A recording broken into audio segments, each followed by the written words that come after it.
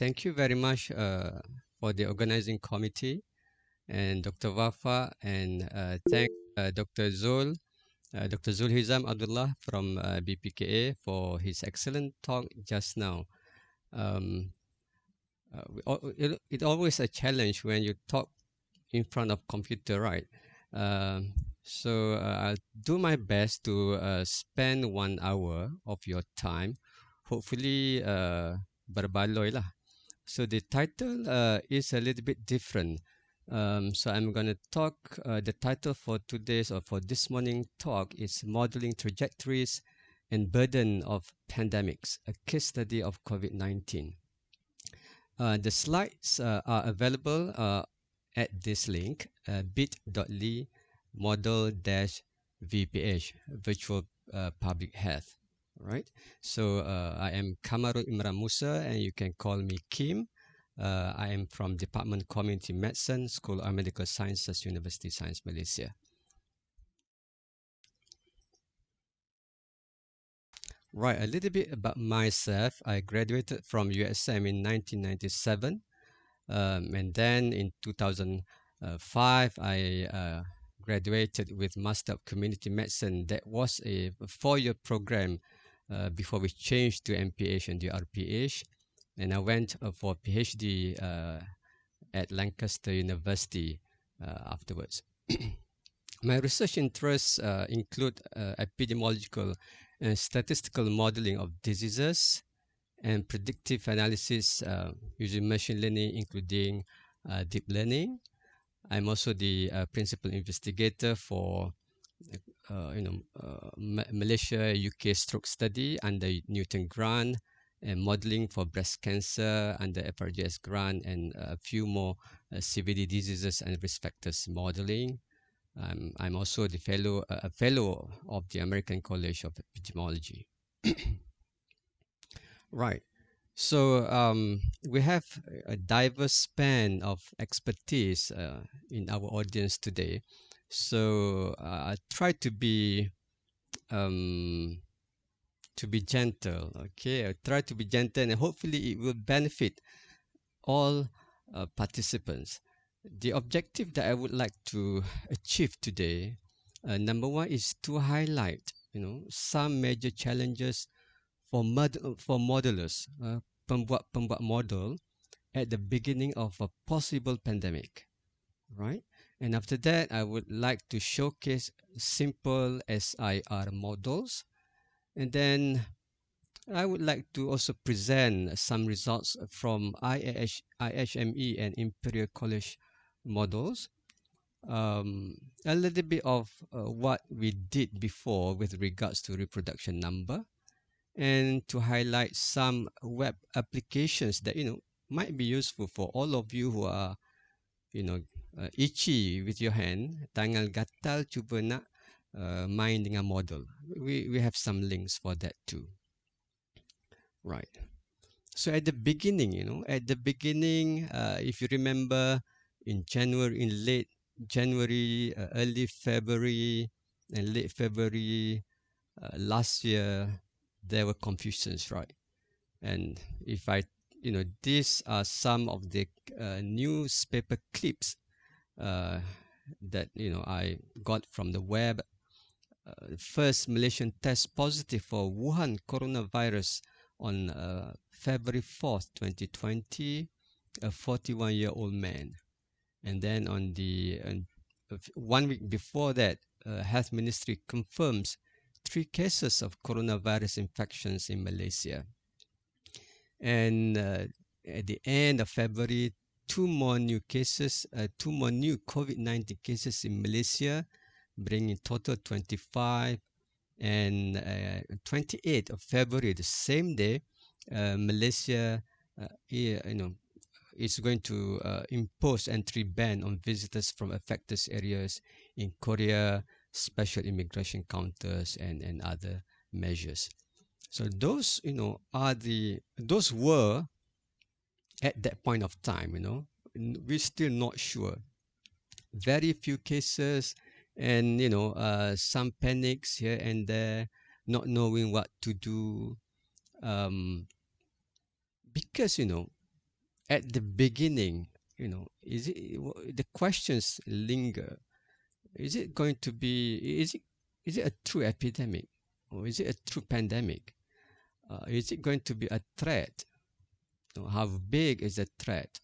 If it is really a threat. So I did some Google Trend search, and when we look here, at the late of 2019 and early part of 2020, you know, there's a huge surge. People were searching for coronavirus term, right? Because at that time, people knows about coronavirus, and after that it dwindles down, and people will also search for SARS-CoV-2. There was a peak here, and peak here, and then after that, coronavirus, not so important. People have not searched for it so frequently. It was now replaced with COVID-19, right? COVID-19 and SARS-CoV-2. So it is easy because we are here, right? But imagine when you were there, February 2020, February 2020. What were you thinking? Is it going to be a huge problem for Malaysia? If you can turn back time, but we couldn't, right? Is this not possible? So at time zero, it is not easy, right? We've got limited data. It is a new disease. We have very limited experiences, and we can't see what's in the near future. Even the near future, we don't know what is going to happen. Distant future, and also it depends on different scenarios, how our population react to the epidemic, how our government reacts to the epidemic. That time at time zero, it was not clear, and but it is much easier now. We have seen things that we have not expected to happen before, right? And we can see, if we look at the new confirmed cases, everybody knows that we have the first wave here, very small wave there. It was like a ripple, and then we got a much larger wave at right at the end of September, and then it just got worse and worse. But after that, we got some relaxed moment there where cases reduce a bit before it peak again. If you use confirmed cases, there's always a problem because it depends on the number of tests that you do, the type of test that you do. So maybe the other measure that might be useful for us is the number of death. Okay, number of death. If you could see here, you can see a peak of number of death during the first wave, and then we have another peak of death numbers in second wave, and you see here there is a reduction of death here at the end of the cuti sekolah, I think, right? So and then after that it went up again. So was it because of the cuti sekolah, the opening of school, right? um, so macam mana, how do we anticipate what's coming? How large will it be? Where will it become a problem? What should I do? That's for the immediate things that you need to consider. And um, for the medium and long term, can the workforce cope with patients? What about our non-human resources? Hospital, ICU, beds, and whatnot. How long will it last? Right. So even at one point of time, we were worried about packages from China, right? We do a lot of Shopee and Lazada shopping, so and Alibaba. So even at one point of time, we were worried about packages, and the new virus also, stimulate scientists to work on the problem. So as a modeler, uh, we think about, what would be the trajectories, lonjakan of the pandemic, and we also would like to know how it will affect the resources. And so we look at the burden of of the disease on the resources, human and non-human, right? So and we got some tools which I'll talk about this later. We know that before this, maybe not many knows about compartmental model, and we know now everyone knows about compartmental models. um, some epidemiologists knows about SIS Team to estimate our reproduction number, time series analysis, epidemic curve. Usually we saw this in textbook. Right now, we can see the epidemic curve for COVID-19, but log linear models and whatnot. But I won't burden you, I won't make your life miserable today by knowing all these things. I'll go through all this very gently. First, we go to the compartmental model. Okay, compartmental model, where we talk about the simplest model of all, paling senang sekali, which this SIR model, the susceptible, infection, and recover model. Okay, so this is an old model. It was started in 1927 by Kerma and McKendrick. Uh, Compartmental models in epidemiology, which is a mechanistic, deterministic, some jargon there, uh, very, you know, easily known as the SIR model. S refers to the number of susceptible people, how many people who are susceptible for the infection, right? Malaysia has 36 million population. Are they all susceptible for COVID-19, or only part of them? I is the number of infected people, okay? And R is the number of people who recovered and developed immunity to the infection. And we got beta, which is the infection rate, and gamma is the recovery rate. Won't go beyond that, okay? That is the simplest that I want to share with everybody. This is the simplest compartmental model, SIR model, where people who are susceptible got infected and then move from compartment susceptible to compartment infected, and then after they recovered from infection, they move into recovery compartment. Okay, so they move around and move around. So we have other model, for example, SEIR, susceptible, and then exposed, and then infected, and then recover. And then we have many more model extension from the SIR model. So I have a link there. Okay, I have a link there. Um, I'm not sure if I got time for this, but if you have time, you can click the link here, and you can play around with the SIR model. This is authored by author.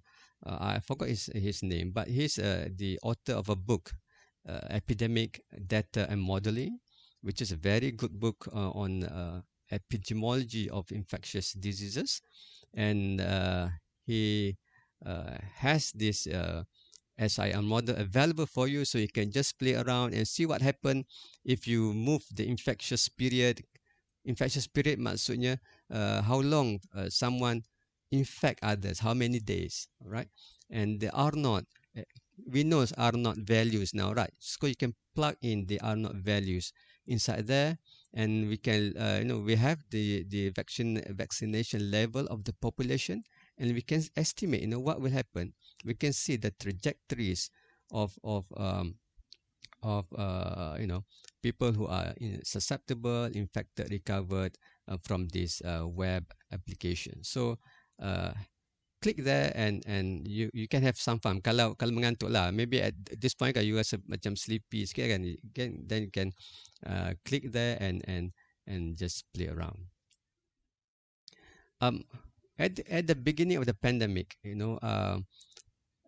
were a team was gathered. A few of us led by Datuk Professor Awang Bulgiba. So we call our team as SIS Team. Okay, SIS Team, and at that point of time, we this was. I think we were here, okay, at 18th of March. No, not 18th of March. Early April, okay, early April. So at that point of time, we were asked to see what will happen in different conditions of MCO. So we developed three models based on SIR, okay, and the first model that we offer to the ministry is that if different scenarios, because we're not sure, this was April 2020, we got so many cases, so few cases, okay, so few cases. Then we thought that, okay, with these scenarios, we might have a 50% reductions with the current MCO at that point of time, PKP 1, MCO 1, right? And we thought that, at the end of April 2020, the peak would be reached, okay. Um, so we thought that, a 50% reductions of cases. And we also offer a model number two. If it's and we thought that, okay, if MCO was is going to be lifted on April 15, 2020, okay, 2020, and then lift to April 15, 2 minggu bagi cuti, and then bagi lagi another MCO, what will happen? At that point of time, if we thought that the R naught was about 1.75, and based on this model, we thought that 66% of cases, there will be reductions of 66% of cases, daily confirmed cases, right? And then we thought that, okay, what will happen if the R naught at that time, 6 April 2020, was at 1.5, okay. um, Stop at April 15, relax 2 weeks and enforce again on May 1st for another 2 weeks. What will happen? We thought that it could reduce almost 90% of new cases in the populations, 93% of total cases in the population. So why we do this? Because we are not sure. We were not sure at that point of time. So we have to give model 1, model 2, model 3 with some reasons, and for the pihak berkuasa, or KKM, or any other government agencies to look at it, make sense of it, and make decisions. Um, and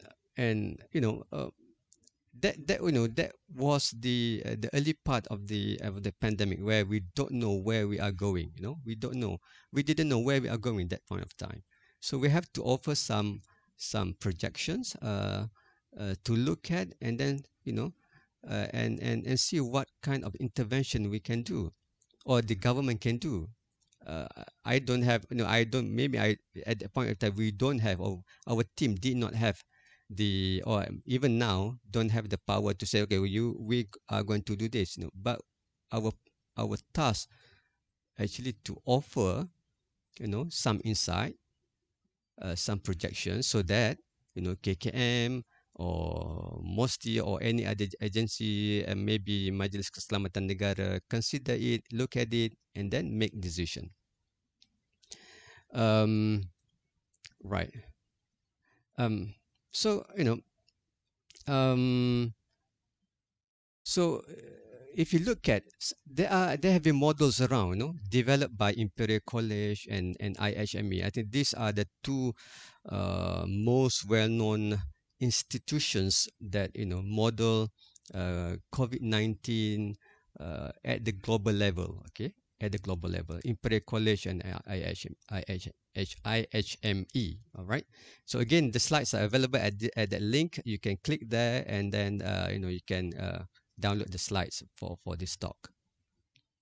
Okay, if you look here, um, this is the prediction or projections estimated versus reported of COVID-19 cases. All right. So I think this was 22nd of May. Okay, 22nd of May. Hari ini berapa bulan dah? Hari ini dah for 4th of June, right? 22nd, about 2 weeks ago, almost 10 days ago. And at that point of time, the effective reproduction number or effective reproduction ratio was 1.02, and this was the number of reported cases. All right, reported cases means the confirmed cases based on tests that the government do, right? But right, everybody knows that there are more infected people out there, including those who don't have symptoms, including those who have got mild symptoms but don't have tests. So estimated cases is always larger than the reported cases. So don't think the number of cases or COVID-19 cases in Malaysia only like 6,000 or 8,000. There are more than that. Okay, how many more? It could be double or it could be triple than the number of confirmed cases or the reported cases. Right. If you look here, the estimated number of people infected, okay, number infected was about 352,000 reported cases in the past 4 weeks. Okay, with 95% confidence between 335,000 to 370,000. So in the last 4 weeks. So the estimated infections, projected by IHME include those with no symptoms and those with mild cases, and they did not go for tests. They are lingering around, maybe pergi shopping or pergi and come to your house and pergi solat dekat masjid and whatnot, right? Okay, and if you look here, this is another projection, a trend and projection by this is from IHME. Okay, this is from IHME, Institute of Health Metrics and Evaluations in the US. And if you look here, this is where we got the Sabah election, right? 26th of September 2020, and we got a small peak there. And after right after that, we have a gradual increase of cases, and then we got a dip, quite a significant dip in the number of infections or reported infections in the early of April. So, and then it's going up again, and things don't look good, right? Based on this model, it doesn't look good, right? If we, let's say Dr. Zul just now, ask whether we got some data on some other people are behaving, how people behave, are they wearing masks or not, are they moving or not, do we have that data? Of course, we don't have that data, but but IHME has got that. Okay, by some other means, we also know that Apple also has what it called as Apple mobility data. Google also has got Google mobility data. IHME got data on mask. If we ask 95% of our population to wear masks, we would be able to reduce the trajectory to this number, right? Around 40,000 daily count. This is the estimated infection. It means that confirmed plus asymptomatic plus mild infection. Okay, this is the like status quo. People don't change. Macam sekarang, macam sekarang. Okay, so we will see a gradual increase in the estimated infection right until end of July, right? And this is, if something bad happen, and this might be the worst case scenario. So this how modelers work. This is what we call a sensitivity analysis. It means that we give conditions if things are very good, if things are like status quo macam biasa, or if things are really bad. Okay. Looking at the three models here, things not are not looking that good, unfortunately. But this was taken uh, before the last MCO 3.0, before that. So hopefully this lockdown will be able to to change things drastically. All right. And this is the confirmed cases. Okay, confirmed cases. And this is the COVID-19 death, kematian akibat COVID-19. We have I think this was on the 22nd of May.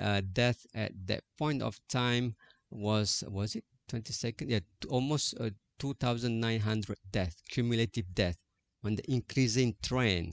And yes, unfortunately, if you look here, if we look here, um, the death pattern of death doesn't really look good, right? Kau tengok kat sini kan, dia it's going up and going up, tak nampak ada tanda untuk turun. And even the projection also shows that we are heading towards more death, uh,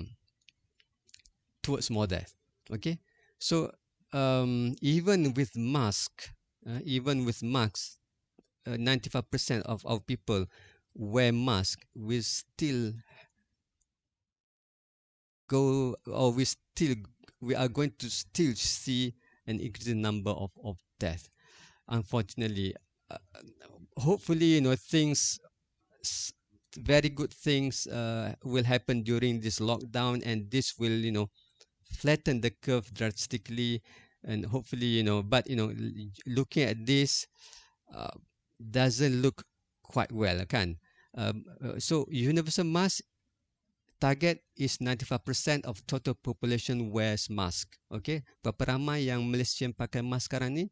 Ada, sekejap lagi saya tunjuk slide. Okay, so and if because death, number of deaths is really good for modelers, because number of deaths has less bias. All right, so it means that it's more valid compared to confirmed cases, because confirmed cases depends on policy, right? Sometimes you kata, okay, let's do more tests.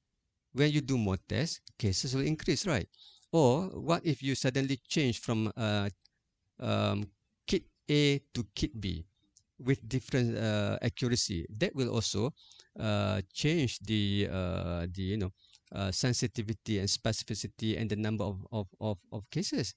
So a more better indicator of how COVID-19 cases um, really progressing in the community is to look at the daily death, right? Daily death. And if you look at the daily death, you will notice that there are 3 points where we saw that there was a reduction of death, at the just right before the increase, right? So if you could turn back time, if you could turn back time, where when we were here between April, June, July, August, that April 20 to July 2020, if we could turn back time, I wish we could do that, and really do some aggressive testing, and still continue with lockdown. Maybe because we don't know, right? Maybe things will not be this bad, right? This time where we at this point in time, I think we were very happy, right? We were traveling around, and hotels dah start open, and ramai orang pun dah tak pakai mask, kan. So Yeah, if we could turn back time, but it is not possible to do that.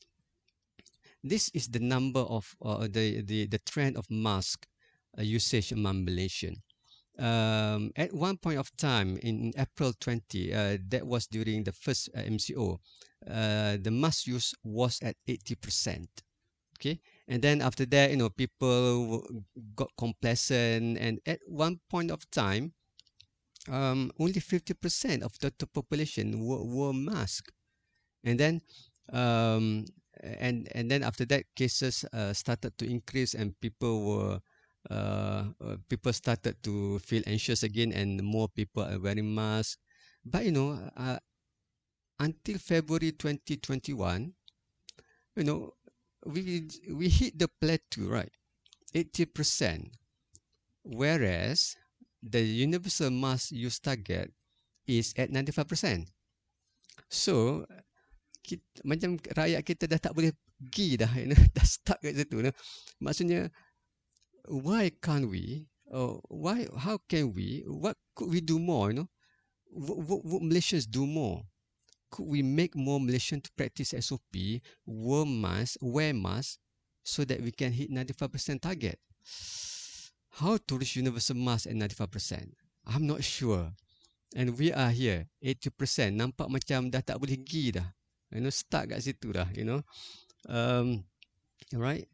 Um, and how about mobility? Mobility. There are a few mobility measures yang even this data you can download. One is by Apple. Apple has got Apple mobility data, and Google also has got Google mobility data. But if you look here, in first PKP, first MCO, right, in April 2020, there was, a 50% reduction in typical mobility, which is very, very good, right? People, if you remember, first MCO kan, semua orang duduk rumah kan, you hardly saw cars on the road kan. And after that, people got complacent, people started to move around, travel, and then and pergi shopping, and then after that, people got scared again in bulan October, and after that, something happened in January. Something happened in early January this year. Was it due to school opening or what? And we see that a large dip in mobility. People last year, and then after that, increase again, and now it is at this point around 25% reductions of the typical mobility. Maksudnya, kan, typical mobility sekarang ni kurang bergerak dalam 25% sahaja. That, so if you look at this data, this is before our MCO 3.0, okay? We could see that, on the 22nd of May, even though with thousands of cases a day, kita masih lagi bergerak lah. Our Malaysian are still moving around, okay? Okay? And how should we go? Should we ask everybody to, jangan gerak, jangan gerak. But again, like Dr. Zulhizam said just now, kan, you have to open some, I mean, financial sectors, industry sectors, they need to open, right? So how to balance this, okay? By allowing people to go to work, kilang untuk buka, industry to work, we means that kita tak boleh nak reach that, mobility, the lower mobility, right? So because people kena berjalan kan. So yeah, I don't have the answer, but perhaps why we were successful, one of the things that make us successful tahun lepas, because a very marked reduction in mobility, and after that kita jadi complacent again, and that's how thing got worse again, right? And we wrote a paper on this. We wrote a paper on this we publish this in International Journal of Environmental Research and Public Health. Myself, Dr. Wan Arifin, Dr. Hafiz, Subhi, Prof. Atina, Dr. Zimvi, Hanis, and Prof. Dr. Awang. And we would like to see, we would like to quantify the change of reproduction number. And if we look here, there was an obvious epidemic curve, right, from day 28. Okay, from day 28, and then um, after that, our reproduction number gradually decline until the end of MCO3 there. And after that, what happened? The RT, or the time varying reproduction number, stabilized just below 1, but not so much, around 0.8, 0.9. So the question was, did we relax too early? If we could turn back time at that point of time, do more testing, and still lock down Saman, whatever, maybe things, will not be so bad, right? I don't know. Kalau ni banyak kita boleh kata kalau, kan. It's easy to say kalau, right? But at that point of time, nobody expect this. And even, I was quoted in newspaper. This was on 29th of June. So I was quoted in the Star, and I said that um, I don't see. I did not believe that Malaysia would see huge outbreak like a second wave. Right? I told the Star like that. But I also remind that we have to step up, not continue, step up our sentinel surveillance. And on 31st of October, we sent a letter to the Star, which was published in the Star. Dr. Hafiz and Prof. Atina, at that point of time, we said that, okay, it's time to go full throttle. That time, cases were not many. We did not hit 10,000 cases lagi pun masa tu. And because we said that we need to do this to reduce strains on nation's medical resources. This was written in the Star. We sent to the Star and other news.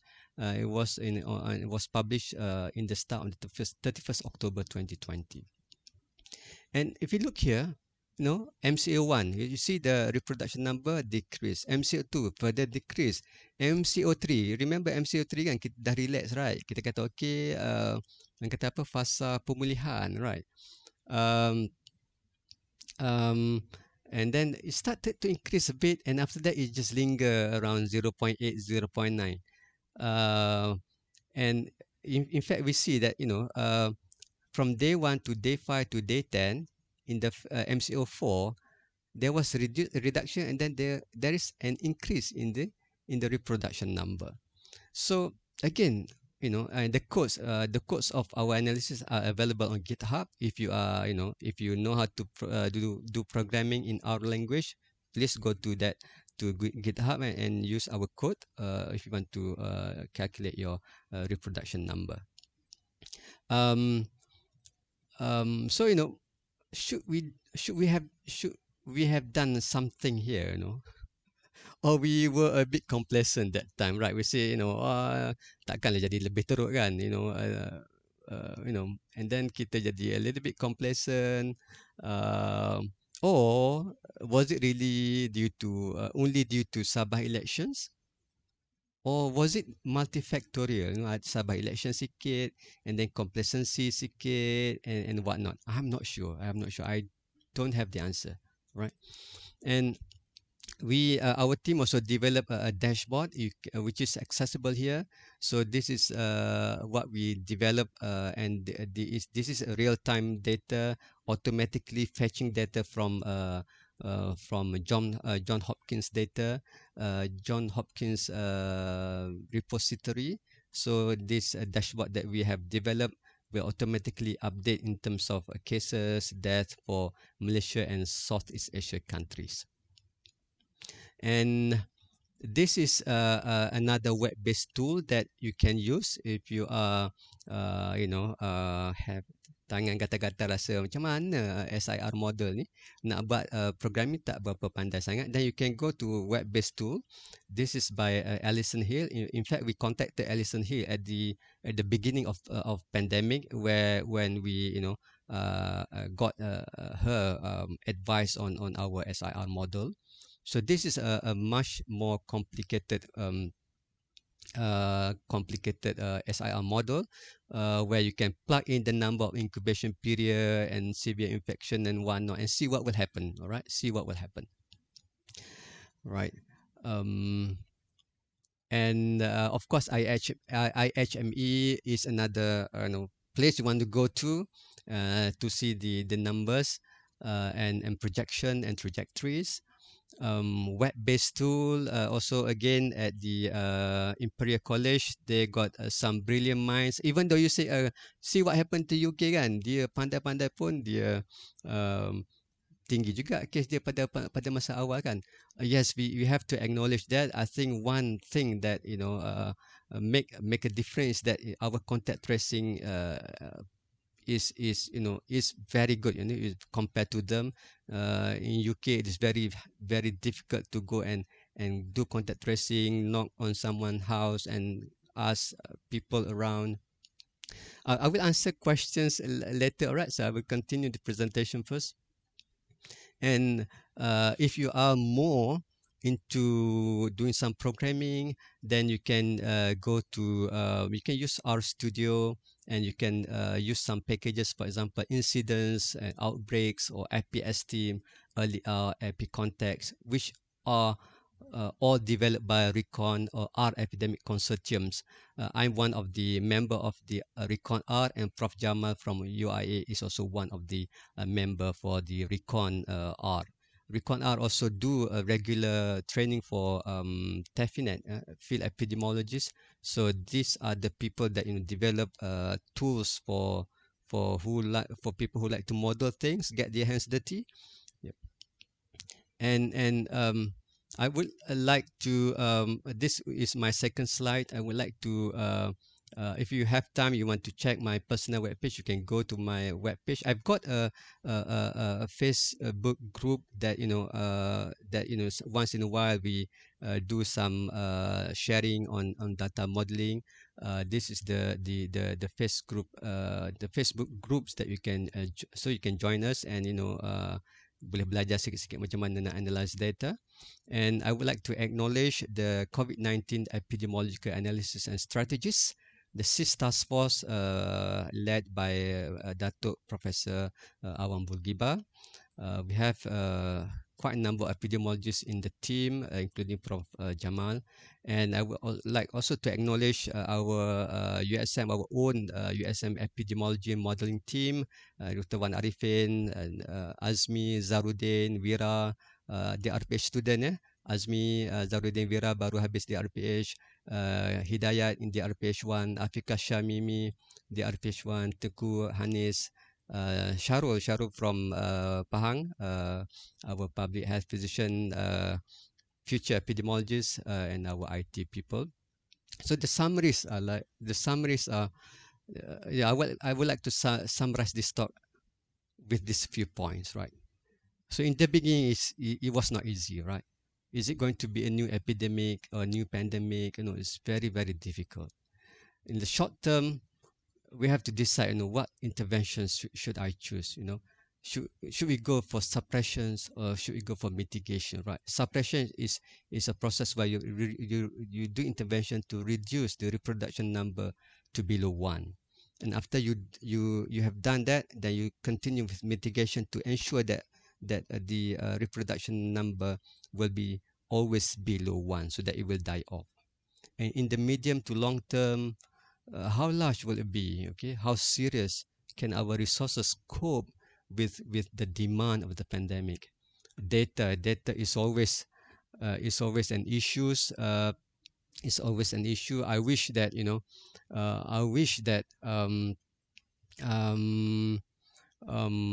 we have more data, better data, because you remember, garbage in, garbage out. Gigo, right? Data tak cantik masuk, result nanti keluar pun tak cantik. But comparing between no data and data, it's better to have garbage rather than nothing else, right? kalau kalau langsung tak ada kan. So because some people, I'm sorry if this hurts apa ni, some people punya feeling. Some people dapat rezeki daripada garbage, right? So even garbage pun useful. So even I would like to to echo what my good friend Dr. Fisul said. Um, of course, we can analyze publicly available data, but our data will be more canggih if we have more granular data or line listing data. So that's what Dr. Professor told me just now. Okay, so I promise to echo this in these presentations. So I think it is very important that the modeling teams, we are not expert in interventions, but we our task is to give you or to give people numbers and projections and trajectories. So I think we have to put our ego down, because we can't do this alone. We need interventionists, we need data provider, we need policymakers. So I think we have to put our ego down and work together. I think that is very, very important. Okay, based on the projection that I've shown you from IHME, from Imperial College, things, unfortunately, I have to say that things are worrying at the moment, right? We have to reverse it, and we have to reverse it now. How to do that? that's that's the questions, right? So I think I will look at the questions, and quite a number of questions. So um, what first question is how to calculate R naught. There are a few ways to calculate R naught or reproduction number. First is by using the statistical method, the regression method by using log linear analysis or log or generalized linear model. Number two, you can estimate the R naught by using maximum likelihood estimate. Number three, you can estimate R naught by using SIR model just now. And number four, you can use Bayesian methods. I don't have time to go in detail in that, but there are at least 3 or 4 ways to calculate the reproduction number and also time varying reproduction number. Remember, R naught means the basic reproduction number. It is the reproduction number at the early part of pandemic where everybody is susceptible and no one is immune. Okay, that are the assumptions. No one is immune, but now we got people immune. So I think the terminology of basic reproduction number R naught is might be not correct for now. Okay, you have to use either effective reproduction ratio or time varying reproduction number. Next questions is questions is it good idea to publish prediction result in detail to the mass media? Uh, yes, I think it's always good to be transparent now with the social media and whatnot, because sometimes people know much earlier than you, right? So instead of keeping things under the carpet, right? And why don't we be more transparent? Because there are people outside there who are experts who can give suggestion and recommendations, and and and and we decide on that. And then we listen to them, and then we say, okay, I'm sorry, we can't implement what you have suggested. Or but if we keep things, or if we hide things, people can't see that, and people can't give you recommendations, right? So I think it's always good to publish prediction results, not the details of the patient's data, right? Is there any projection of cases after introduction of vaccine? Yes, there are a few projections after vaccination process. Even Imperial College and IHME has got that. Okay, what will happen? What's happening to countries after vaccination? Dr. Ghazali, my senior, asked, in this SR model, the outcome might be different if you include vaccination rate parameter together. Definitely, okay, definitely. So, in fact, I've shown you just now a web page application where you can plug in the vaccination rate or vaccination percentage and see what will happen to your model.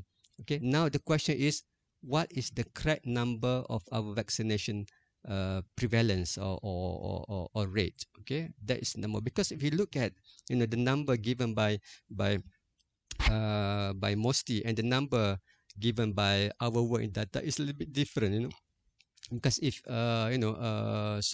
again, we need to have valid data so that our estimates will be also valid. Okay. Dr. Afi asked, can we integrate the modeling of projections of case with vaccination? Yes, we got, SIR is the basic model, and then it can extend to SEIR, it can extend to SEIHR, because sometimes people got infected and then they got recovered and then got infected again. So yes, you can incorporate. In fact, there are readily available tools on the web that you can use to uh, simulate the effect of vaccination. Um, yes, banyak juga yang tanya pasal the effect of vaccination. Yes, there are a few web applications there that you can look at and try to play around and present this to your colleague. How to allow mobility but maintaining social distancing?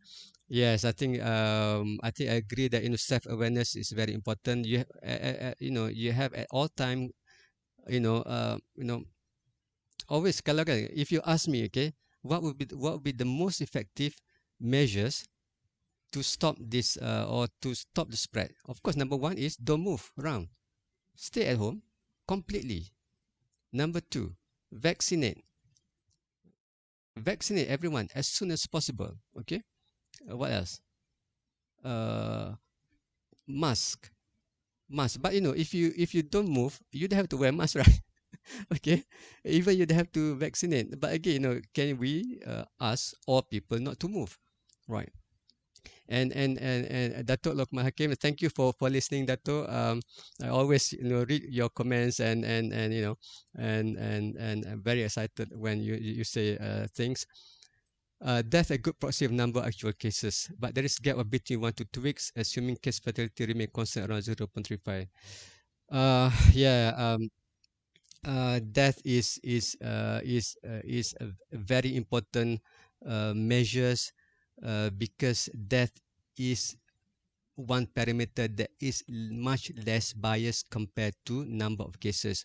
So we have to look at the pattern of death. Maybe we have to look at the pattern for each state. Kelantan, Sabah, Sarawak, Selangor, and see what would be the pattern, and correlate this with what Dato mentioned is the impact of variant. Okay, the impact of variant. Um, um, I guess I'm not a person. I'm not. I don't know much about genetics. So I think in this case, Datuk Lokman knows much more from me. But very good suggestion, Datuk, is uh, to look at the impact of variant on the case fatality and try to break down this fatality to states. Kelantan, Terengganu, Selangor, Sarawak, Sabah, and maybe see what would the prevalence of variants for each of these states, and see whether that affect the fatality or not. Um, okay, Prof. Datuk Lokman also asked, do we measure R naught at the beginning or throughout? As I say, R naught has three assumptions. One of the main assumptions is that R naught is measure when everyone is not immune, everyone is susceptible. Now, no, I think some of us have been vaccinated, some of us have been infected. So by right, R naught is not a good measure. What is the better measure is the time uh, varying reproduction number or effective reproduction ratio that will take into consideration of the vaccinations and recovery rate in the model. um, Value of risk in risk communication, definitely that too. I think it is very important, you know, when modelers give you data or result, then this must be communicated, this must be communicated very well to the public. I think that it should be vetted. I think it should be checked, maybe by a team, to make sure that, you know, the results are does make sense, the presentations of result does make sense, and the words that you are going to use to convey your result also make sense. We don't want to backlash. Okay, kita cakap something and people, you know, it becomes a weapon that, you know, stab ourselves. Okay. um from my experience, how do policymakers understand the modeling and translate them into practice? Unfortunately, I have to say that we have not reached a level that um, we could appreciate modeling and translate them into practice. We are almost there, I think, but unfortunately, I have to say this, but we are not there yet. We are not there yet. There always a feeling that, you know, this model ni macam tak boleh percaya kan, betul ke model kan? So people will not tend to not to kata, okay, I prefer to apa ni, rasa follow my gut feeling lah rather than follow your model. Remember, one famous statistician say that all models all models are wrong. Semua model ni salah, but some are useful. Okay, some are useful. Um, all right. The role of big data in modeling, again, the role of big data is good, but, you know, don't get trapped in the hypes of big data. Okay, big data means that data beyond the RAM of your computer. um, but again, big data, if you read a book by one of the top computer scientists in the world, the book of why, you can google it, the book of why, Julia Pearl, and he says that data is dumb. Okay, data is dumb. So, you know, even though we got big data, but people who analyze big data must know that where data come from. Do we clean it or not? For example, if I take SIR model, right, the best measure the best parameters to apa ni, I got 1 minute to draw the SIR model is the date of onset, not the date of positive test. So if you use the date of positive test, kalau katakan lab tu buat test banyak kan, and then they got suddenly kan, katakan hari Sabtu je tak buat test, hari Ahad dia buat test kan, and then suddenly test tu banyak, then of course the R will increase, but the recommended parameter to construct SIR is the date of onset. Okay, not the date of positive results. Yeah, Datuk Lokman again suggested a very good suggestion. Um, um, uh, of course, like I've told everyone that, you know, I wish we could work together more closely and to put our ego down. Everybody has their own ego, but, you know, try to accommodate one another, because this pandemic is huge. It's beyond us. It's not a task that, you know, 4 or 5 or 6 people can do. It's a pandemic that requires multi teams that work together. You know, not one team. Okay. Um. Um. Yeah, there's also questions of ARIMA model. Can we use ARIMA model for this one? Um, Unfortunately, ARIMA model is much better if you got a long sequence of time. Okay, a long sequence of time where you can see a trend. Now the trend is like one way up like that, right? So ARIMA might not be that good. And my last response is spatial temporal analysis. Definitely, we can do spatial temporal analysis, but the question is, do we have coordinates data? Thank you very much. It's 11:01, so I pass back to Dr. Wafa.